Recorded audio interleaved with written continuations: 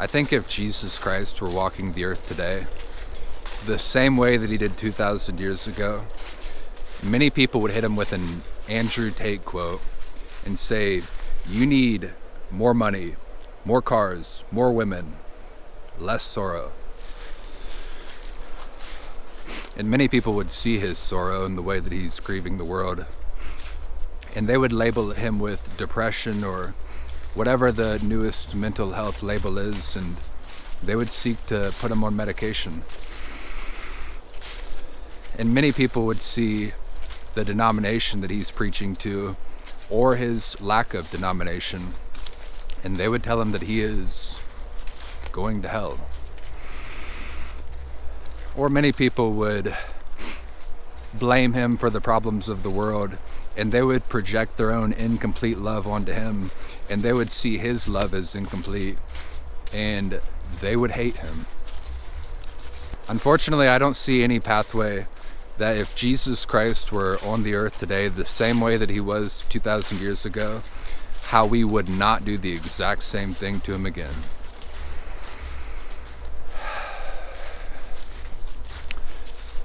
And so what do I do with that information? Well, that's a problem with the world. Maybe I am in the world, maybe I am not of the world, but if other people are susceptible to that sort of perspective, well, so too must I be susceptible to that sort of perspective, and I have to grow in love. That's made me realize that I need to grow in love more and more every day. I need to go all in on love, and that is the only hope. I need to lessen. God within me needs to increase. There is no other way. And so let's talk about love and what love is and how to increase in love and why to increase in love. Why is what I just said, but maybe there's another reason as well. A reason not often talked about. And that might get kind of heavy, so let's sprinkle a little bit of levity. Let's have a moment of levity and potentially even some rhythm. Life on earth in 2025. It is a Dave Chappelle skit. It is like a skit from the Chappelle Show from 20 years ago. And that skit is the Player Haters Ball. And the Player Haters Ball is a skit where all of these guys are dressing in vivid, vibrant suits. And their vocation is hating on one another. They've made an art form out of hating. They're trying to be the best hater possible. And so all of these guys are together at this ball gala event. They go on stage.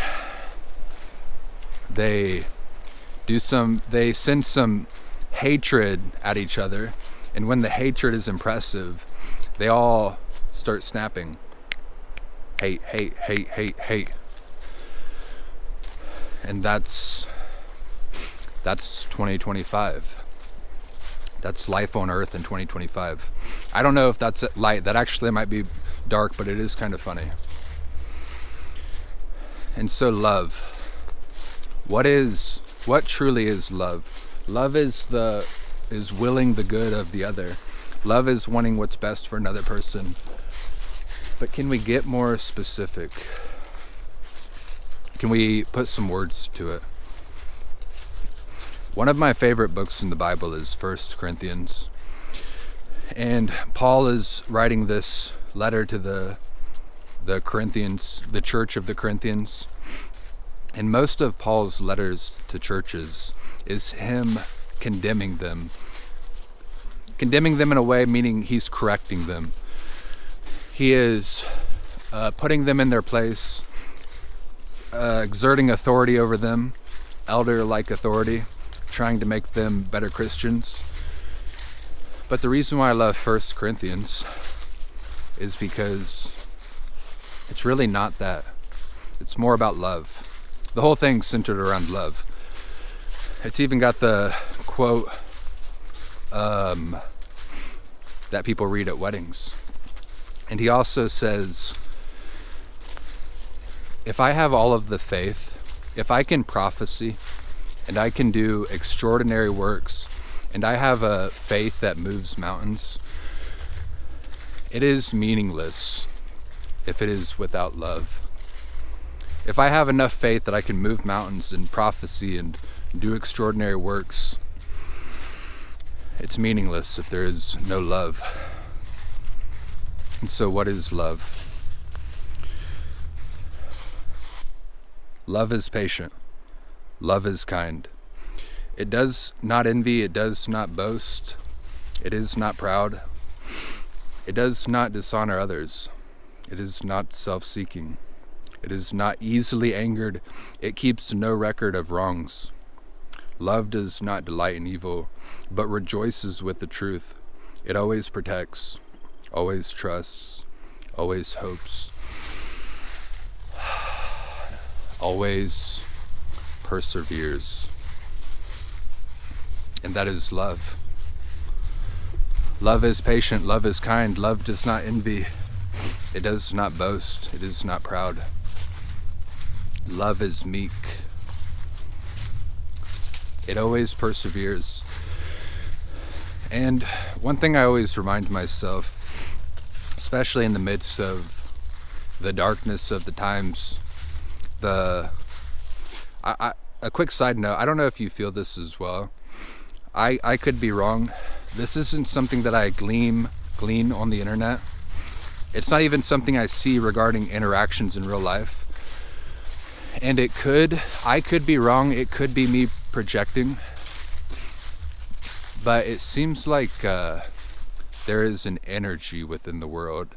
And hatred, the amount of hatred was going up at a linear slope. But something has happened and it is increasing exponentially. It is rapidly rising. And I think the reason why it's rapidly rising is because people are suffering. People are under tyrannies. We are legitimately under a tyranny. Everybody's suffering under poverty and fighting like mad to survive, paycheck to paycheck at best, if you even have a job. Many people live with their parents, if they are so lucky. Many people sleep outside homeless. Many people wake up each day and fight like absolute mad just to survive. And because of that, we're hurt. Many people are hurt, and when you're hurt,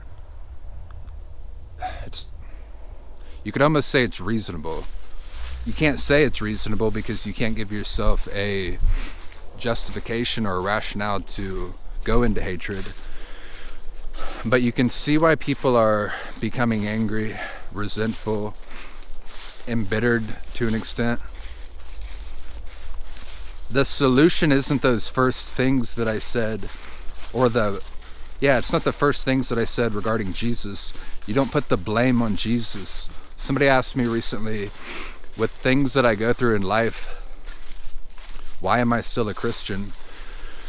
Well, it's because Jesus has nothing to do with any of that. Jesus isn't the proprietor of my problems. Jesus is the only solution. Jesus isn't the one harming me. Jesus is the salvation. Jesus is the one who, when he came to earth, the earth hated him in the same way that the earth, I won't say the earth, I'll say the world instead. The principalities of this world, the tyranny of the world, in the same way that it hated him, it certainly hates me, and it hates many of you as well. I would probably go as far to say as it literally hates all of you. And that's not a negative thing. That's just to say that isn't Jesus Christ. Jesus Christ is the light. Jesus Christ is the love. He's not the proprietor of the hatred. Whatever it's doing to you, it did the same thing to him, but exponentially worse. right? And so that is love. Love is not proud. Love is Jesus Christ is love, the sacrificing oneself for the other. Love, it does not boast. Love is not easily angered. The light does not have enough darkness, or darkness does not have enough power to overcome the light. There's not enough energy in darkness to devour light. Literally look at light and darkness. Darkness doesn't have energy. Light has energy. Light extinguishes the darkness. It can't be the other way around. Light has power over the darkness. But we must never give in to the darkness. We must not become like the evil which is trying to overtake us. And so, how do you grow in love? Let me talk about a Bible figure. There's many Bible figures that I like. I'm talking about Paul right there. I love all of the people in the Bible. I love David. I love Elijah. I love all of the disciples. I think about these individuals often. I love Mary, the mother of Christ. And I understand people have an issue with that, because it seems maybe you've been told something and you believe a certain theology, but Mary is full of grace. Literally in the Bible, an angel comes to Mary and tells her, before she has given birth to Jesus, he says, "Hail, you are full of grace." And it's really important what that means. It's important what that means for her and for us, and what grace is. That's not a person saying, "Hey, Mary, you're a really graceful woman. You're a graceful person." Rather, it's a literal angel saying, "Hail, you are full of grace." What does it mean to be full of grace? She doesn't have grace within her. She's full of grace. If you're full of grace, there is no room for judgment. In the Bible, Mary doesn't judge anybody. Mary doesn't try to correct anyone. Mary barely even talks in the Bible. Mary is meek. Mary, almost the most that she does is, there's the wedding at Cana, and they are worried and scared, and they're running out of wine, and she asks Jesus, "Help these people." The Bible also says, Mary herself says, "My heart magnifies the Lord." She's not salvation. She's always pointing to Jesus. In the Bible, she's always pointing to Jesus. Her heart magnifies the Lord. And in her heart is no condemnation of other people. There is no correction of other people. There is no judgment of other people. She is full of grace. And Jesus Christ is Jesus Christ is perfection. Jesus Christ is what I aim for. But you can take traits of other people in the Bible. Jesus Christ is the perfect love that I'm going for, yes. But the love of Mary, it's a good image of the antidote of what the world needs right now. A love that is not proud, that does not boast, that does not envy. A love that is pointing to salvation, Jesus. A love that does not judge, a love that does not correct. The people of the world are brokenhearted. People are struggling. We are all poor. We are all under a tyranny. We are all struggling to exile the hatred from our own heart. Preachers, many people, they want to keep correcting. We actually don't need more correcting at the moment. We need a gentle love. We need a meek love. We need togetherness. We need unity. And why is that so important? Well, this is a river, okay? It's time that we talk about the river. This is the way that I see the world. This is why I do. This is my motivation. The world is a river. This particular river isn't flowing fast. There's another river. This same river is in a park in town, and that river in town flows into a cemetery. And that is what life is. This world is the river, and the world is tyrannizing you, trying to make you hate each other, trying to fragment you, trying to make you hate yourself. And it's trying to lead you into death. It's trying to destroy your soul, devour your soul, make you like it, make you hateful. That is the nature of the world. It is a river, and unfortunately you can't just lounge on the river, because it's trying to coddle you to sleep, and it's trying to take you to the cemetery. The death of your soul, the death of your love. And the solution that I found in my life is that the only thing you have to do is instead go against the current. You've got to go up the river. But that's really hard to do, and people struggle to do it. The river takes them. And let's be very honest about what happens. People go into hatred, and I've seen many people fall into despair, fall into hatred, and they deliberately choose that their life should end by their own hand. Their life ends from a choice that they've made.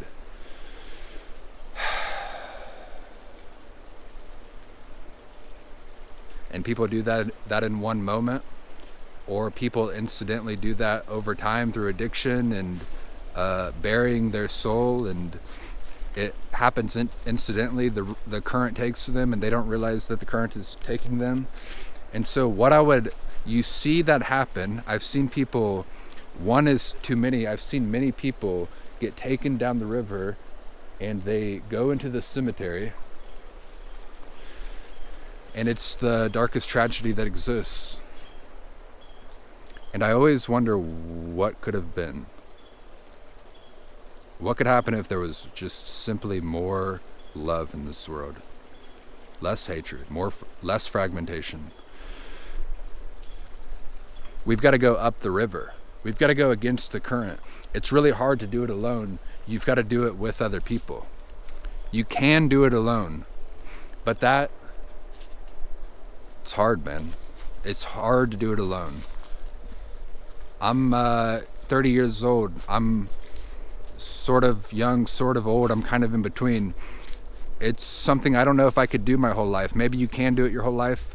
I don't think you can. I need other people. I'll just say that actually. I can't do it by myself. I certainly need God, and I need other people. I just do. That's the reality. Love is not proud. If I say that I can do it by myself, that is me being proud. We need each other. We need each other. And so that's the reason why love is so important. For all of those reasons. For yourself, for others, for what this world could be. And God is the solution. God is not the problem. I understand why things get so dark, it seems that way, but God is not the problem. God loves you. And if we are in this together, if we row up the stream together, we can, regardless if you do it alone, God will row with you. But there's always that option. We could do it together as well. And everything could be much better. Right.